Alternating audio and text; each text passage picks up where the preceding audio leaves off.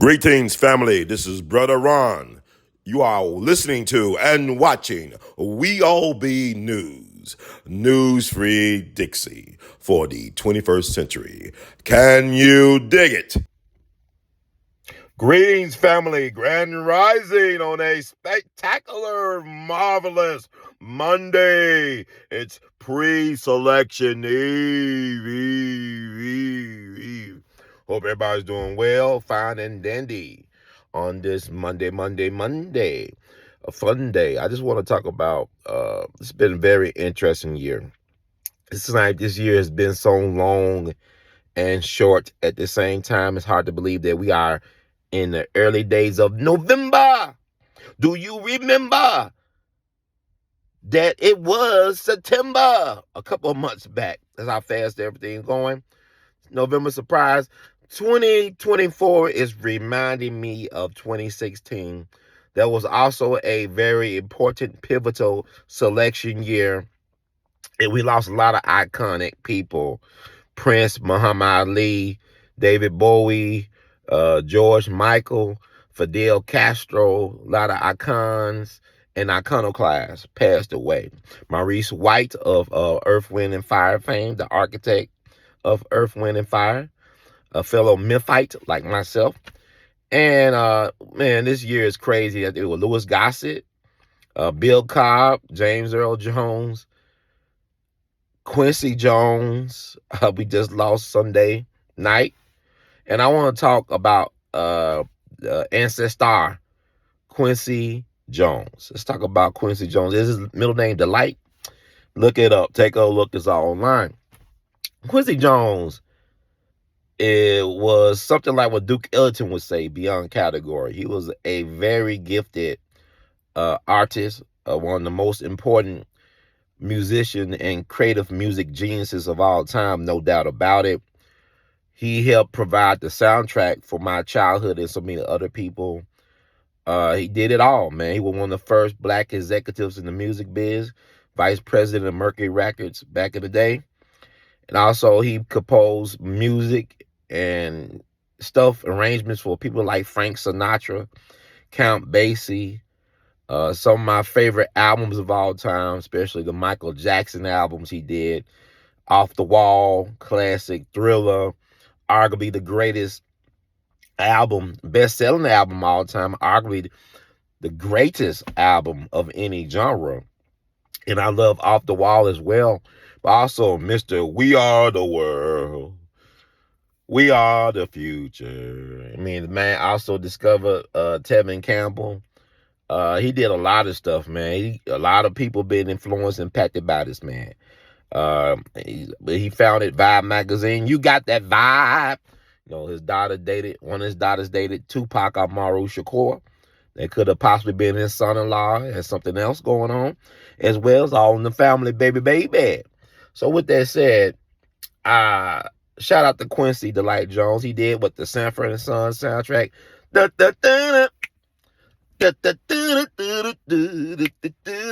know that. Hey, Rollo, you big dummy. Lamont, you big dummy. Shout out to the one and only Red Fox. I know they having a good time in heaven. I know they having a fun time. Michael, Red Fox, Quincy, all them guys, whatever. But anyway, The Wiz. Come on, man. Quincy won 28 Grammys, got nominated for 80.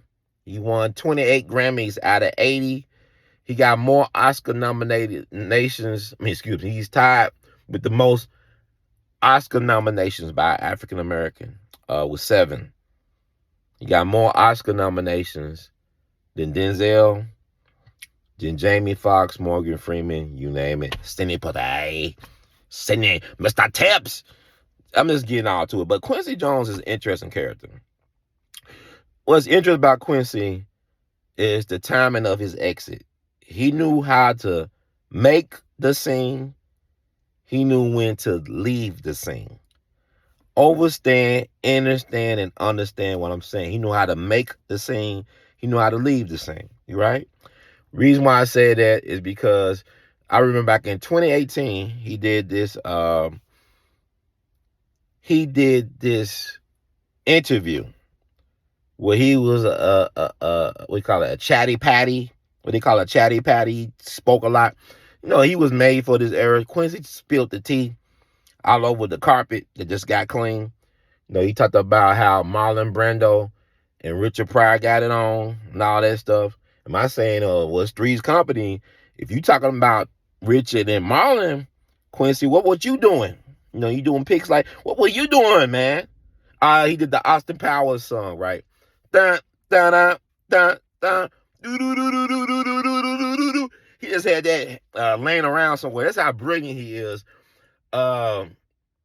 Quincy was truly an alchemist when it came to the music game. It's like, I want to say that, but getting back to him spilling tea all over the place, that was a very interesting message interview. He said he also dated Ivanka Trump, MAGA Donald's daughter, the one that MAGA Donald, the man I voted for 3 times. 3 times. He said his daughter was beautiful. Quincy allegedly agreed, and he dated the Donald's daughter. You know how old Quincy Jones was back then? He just died at 91. But you know how old he was when he dated the Donald's daughter? Then he's talking about he knew who knocked out Kennedy. Knocked out Kennedy. He's saying all this stuff. But my thing is about Quincy Jones. He's an enigma. He got all these accolades. We know a lot about him, but we don't know a lot about him.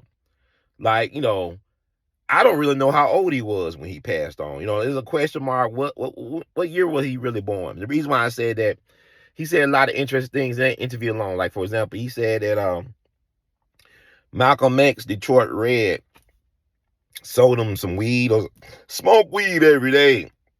Sold him some drugs and whatnot in Detroit back in the day. Here's the problem.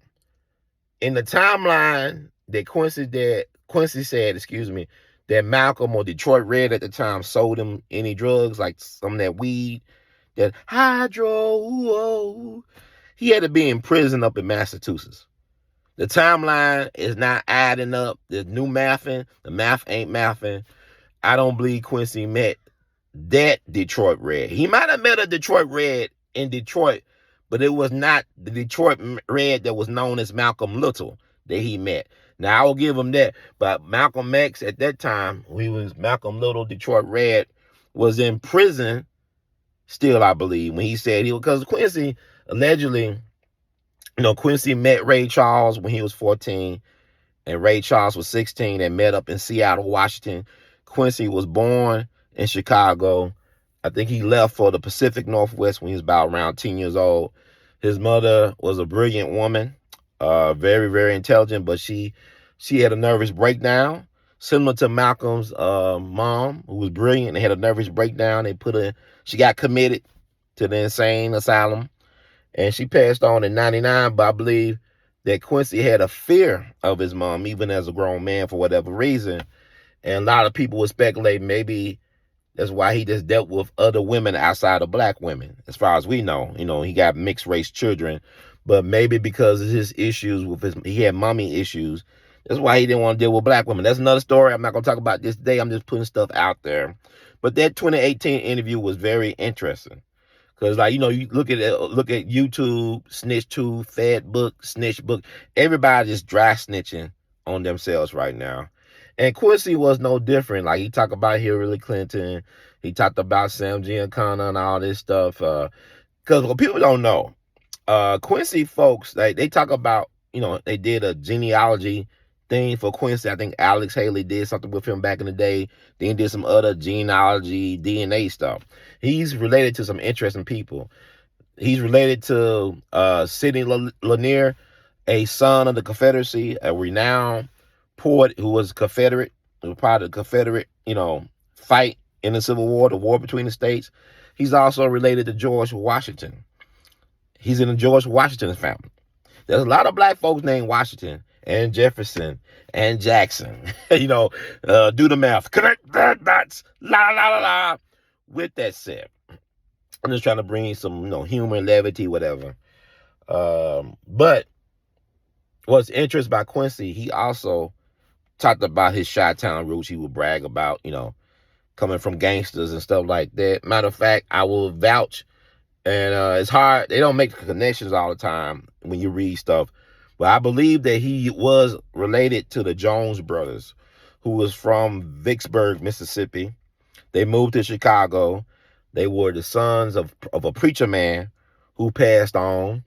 I believe their mother gave them the insurance money from the death of their father to start their jitney cab service. The jitney, like they had their own Uber and Lyft back in the day.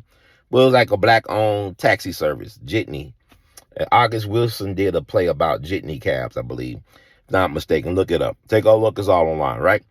So they also became very well-known policy kings. And when I talk about policy kings, I'm talking about the numbers, the ghetto lottery. You know, you the policy wheel, you spin the policy wheel, the numbers, whatever. Ghetto lottery. You know, you remember that movie Hoodlum?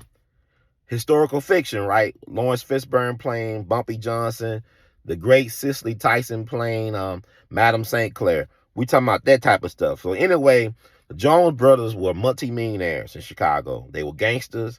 I believe his father, Quincy father, who was a carpenter, also worked for the Jones organization, I guess in some type of way. And the reason I bring up the Jones brothers is interesting because Eddie Jones, the eldest brother, took a charge to caught a case for the family, but it came to income tax evasion. He went to prison for the family. These Jones people were very, very wealthy. They had homes in Mexico and in France and all over the place in America. They had other type of businesses in Chicago and the Chicagoland area.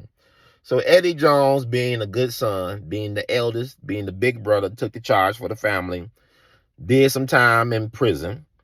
He encountered in prison Sam Giancana. Sam Giancana was the guy who would eventually become the front man for the Chicago outfit, the Al Capone gang back in the 50s and the 60s. Kind of like Mr. Las Vegas. He was close to Frank Sinatra. Him and President Kennedy shared the same mistress. I think her name was Judith Campbell, if I'm not mistaken. She was involved in some interesting high-level entanglements with Sam Giancana, as well as President John F. Kennedy, allegedly. But Sam Giancana befriended Eddie Jones. At that time, the Chicago outfit was not into the policy game. They was looked down upon as a nickels, penny, and dime operation, whatever. But them nickel, pennies, and dimes add up to millions of dollars. So Eddie Jones and Sam Giancana became fast friends. Eddie told him about the policy game. He confided in Sam how it worked. Sam became intrigued. So when they both got out of prison, Eddie Jones invited Sam Giancana to his luxury apartment in Chicago. Sam Giancana was amazed that a black person was living like this. Like the carpet was all plush. It was like you would sink your feet into his carpet. It was so plush. He had all types of luxury, exotic items in the house, tailor-made suits. He was like, no black person should have that type of power. So what Sam Giancana did was he kidnapped Eddie Jones and held him for a ransom. The family paid the ransom, but they was told by Sam Giancana that we were taking over your policy, your business. Get the hell out of Chicago. Chicago, that toddling town. So the Jones family got out of Chicago. And one cat stood 10 toes down on business. That was the late, great Teddy Rowe. He was known as the Robin Hood of Bronzeville. He took on the Chicago mob for several years. That's another story altogether, but I just want to give you a background with Quincy Jones talking about his family. Coming from a family of gangsters.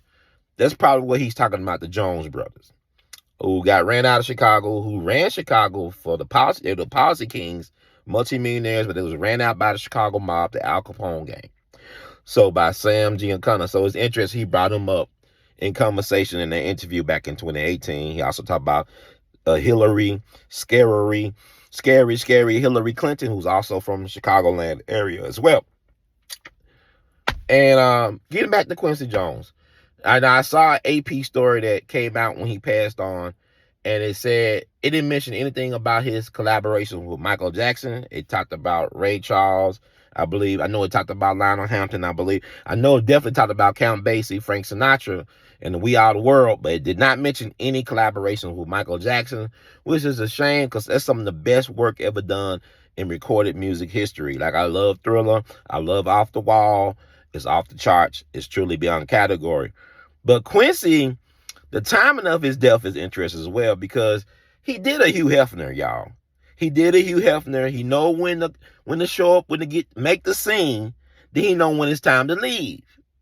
He knew when it was time to leave. The reason why I say that, Quincy Jones, Hugh Hefner, he passed away at 91 also in Los Angeles. Now, Quincy Jones passed away in Bel Air, which is like, L.A. adjacent, basically, Fresh Prince of Bel Air. He helped produce that as well. At 91. Both of these guys were born in Chicago. And both of these guys were leaving around the time of bigger scandals taking place in the industry where they made their mark and living for decades. And the reason why I said that, around the time that Hugh Hefner died, just right before the Me Too thing was getting really hot and heavy with it. He left right around the time because, Dr. Bill Cosby, he was an associate of Hugh Hefner. Hugh Hefner also helped my Jagna, Baba Dick Gregory, get on the scene, gave him his big break in show business. When he was at the Playboy Club in Chicago. Dick was a in-demand comedian at that place, helped him launch his career, and the rest is history.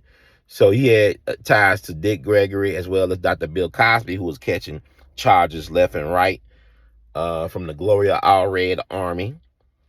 And you notice when he left, they still haven't touched his legacy because, Diddy, R. Kelly, to me, they were trying to emulate the lifestyle of Hugh Hefner, who was a white American male, who had white male privilege. Let's not deny that. But they was basically trying to emulate what he was doing. So now they call that what? Sex trafficking. Is that violations of Mann Act? But why wasn't it when Hugh Hefner was doing it? Some of the accusers of Bill Cosby, he met them at Hugh Hefner parties. I'm sure there were freakouts going on because this is like, free love and all that back in the day. But I'm saying all this to say, Quincy Jones alluded to certain entanglements that he observed and probably was involved in back in 2018. And now you look at the fact that you got not only Quincy Jones checked out of here, but also Clarence Avant, who was the so-called black godfather of black entertainment world. He checked out not too long before Quincy checked out of here. Puff Daddy or P. Diddy had next. What I'm saying is, P. Diddy plan was, I believe he was going to be the successor to the likes of Clarence Avant and Quincy Jones, but he got caught up in that mess. I trust and believe that Quincy Jones and Clarence Avant was around the same age as Diddy. I would believe they will be caught up in the mess too that Diddy is going through right now, and that's no Diddy. But the freak-offs happened before Diddy was even born. Hollywood was created out of a freak-off. Their own version of Old Testament freak-offs that was taking place at the early days of Hollywood. The casting couch is undefeated. So with that said, I believe that Quincy Jones was smart how he exited. He got out of here because he knew that the music stopped playing. They said, please don't stop the music, but the music is over. Playtime is over. Quincy knew there was time to go. And I believe by him leaving the way he left, it has preserved his legacy. I don't believe they'll go after Quincy because Quincy is not here to defend. But Quincy did a lot of good. I don't know him personally. I have heard stories and people thought it's like everybody got stories about everybody. But my thing is this, is that, he left when it was time to leave, like the Kenny Rogers thing. You got to know when to hold them, know when to fold them. And he did just that.